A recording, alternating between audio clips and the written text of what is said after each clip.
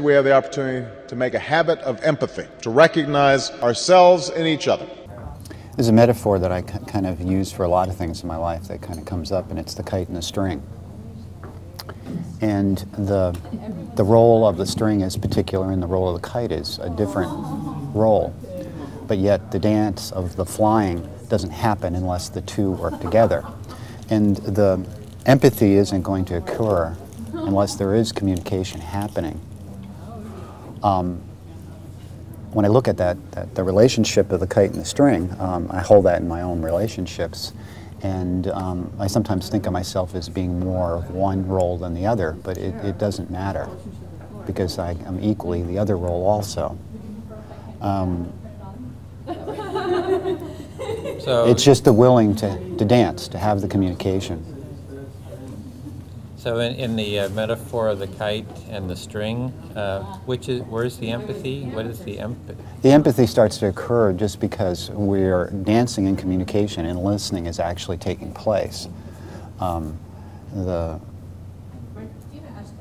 a lot of times we talk and we don't listen.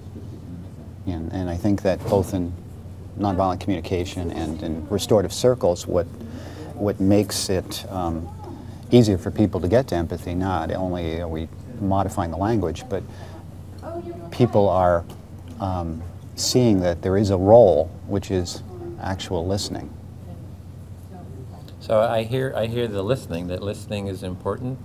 And in the kite and string, is it the string is listening to the kite and the kite is listening to the string? Or oh, in the metaphor itself, yeah. I would think that the string is listening to the kite, the need to fly, and joining. And so the role of the kite is the initiator in it for me. And the string is joining. And somehow the string is enabling the kite to fly, or is that? Yes. So am I pushing that metaphor too far?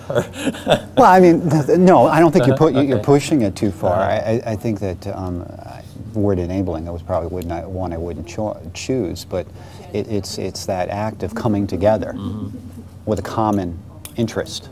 And in this case, we're talking about communication. So if you get two people, a string is a string and a kite is a kite, but they don't get to play and fly unless they come together, because the kite can't fly without the string. I see. So the communication can't exist unless there's someone there to listen.